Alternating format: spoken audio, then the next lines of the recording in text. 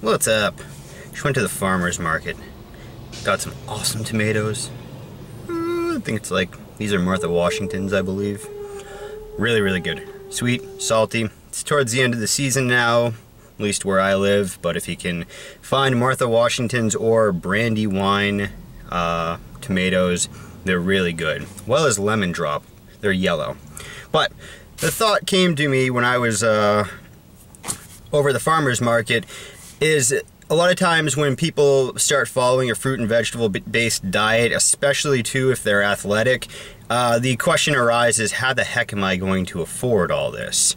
So here are some of the things that I've done over the let's see, I've been raw pretty much. I'll call myself 99% raw for about 3 years now.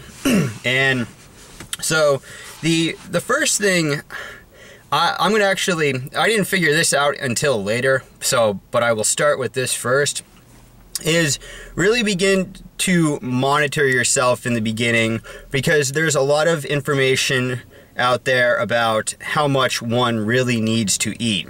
Now, my experience, I'm going to speak on my experience with this, so don't be sending me comments that I'm promoting anorexia or anything like that. I found that over the course of 3 years that I actually need to eat less. That is my experience. I am what I would consider an athlete. Right now I'm resting, so I've taken 2 months off, but I was running anywhere from 40 to 70, sometimes 80 miles a week, plus body weight exercises, plus I have a job where I'm on my feet for 8 hours a day. So I definitely get a lot of movement, a lot more so than the average person.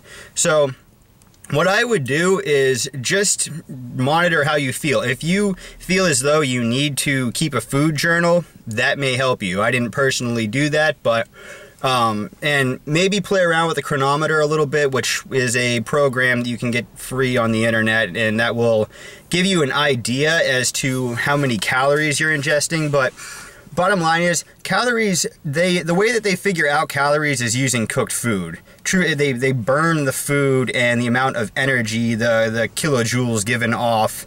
That's how they figure out how many calories are in a piece of food. So honestly, there are times where I run a lot and I get a lot of activity, and maybe I eat 2,500 calories a day. I'm 5'8", 140, so I don't, in the beginning, would I drink a smoothie made with God knows how many dates, an entire Vitamix container filled with dates? Yeah, I would do that. Would I eat astronomical amounts of bananas? Yeah, I did. But bottom line, if you really look at your physiology and how much space, we do have a lot of, our GI tract is very long, but if you really think about the space and then think about the amount of space that, eating an entire watermelon in the morning and 20 bananas in the afternoon and then some grapes and a gigantic salad at night, you're wasting a lot of food. And that was something that I had a little bit of an issue I had a hard time coming to grips with, but yeah, you're pooping out a lot of your food. So play around with that. Now for the actual places as to where to obtain cheaper produce. First and foremost, if you live near any major city, you should be able to find a produce center. I live right outside of Chelsea, Mass, or close to it, and that's where the produce center is for the entire New England area. And it's an industrial area. You kind of got to know what you're doing. It's not like you're going shopping. They're usually not all that friendly to outsiders, but they do exist in New York. I know that there's a huge one that opened up in the Philadelphia area back in 2011. So you can look around for that.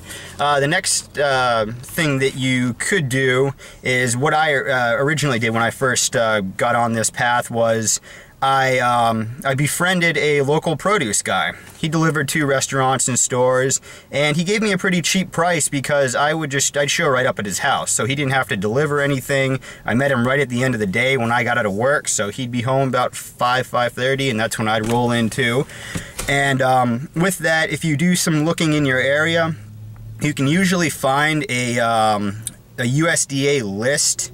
Well, this would be for the entire country, but you can look up USDA list for produce, and you should be able to find the listing, and it gives you the average of what the going rate for produce is on a weekly basis. So it'll say, you know, this type of banana, 40-pound case, you know, $25 to $27. So you can kind of get an idea as to whether you're being ripped off if you actually go to the produce centers yourself, or if somebody's just charging you way too much for you know, somebody's picking up the produce for you, a delivery guy. I mean, we all have to make money, obviously, but that'll just give you a good idea. The next thing is just going by grocery stores. I typically, grocery stores rather, that have discount racks. I used to go to 3 different grocery stores when I first started out. Typically on Monday mornings was Monday, if you have the ability to, yeah, Monday mornings, early afternoons, and those are the times when I found the most bananas and things like that, because they were just cleaning off whatever didn't sell in the previous days. And, you know, you're buying them for 10, 15, 20 cents a pound, so that's a good deal.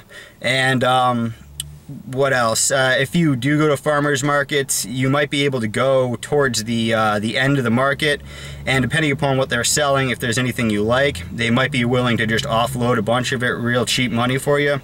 The final thing that I did, and this is more for the brave, but it got me through a good chunk of a winter, and I ate like a king: dumpster diving. Yes, dumpster diving. I would go to, there's a Trader Joe's not too far from me. And see, the thing with Trader Joe's is most of their stuff comes in a package. So if you've got, you know, a package of 5 tomatoes, you know, 5 large tomatoes, beefsteaks, and one of them has a spot of mold, whole thing in the dumpster. I got more food from Trader Joe's dumpster than I could possibly eat or juice. I mean, there was one night that I came home with 24 containers of blueberries. There they were, just sitting. Got so many bananas. I mean, I don't eat pineapples because they're basically, in this part of the world, it's almost an impossibility to get a ripened pineapple, and those things are vicious on your teeth if they're not ripe.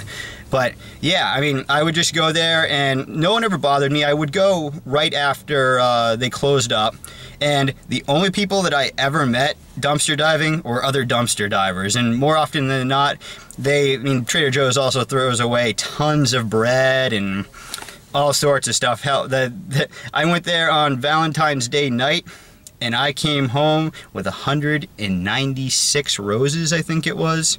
I filled up an entire recycling bin, and oh, my wife was happy. Of course, I don't know how the heck I'm going to outdo that this year, but whatever. So those are just some tips I've done. And with the produce, I mean, with the dumpster diving thing, honestly, it's awesome, and it'll save you a lot of money.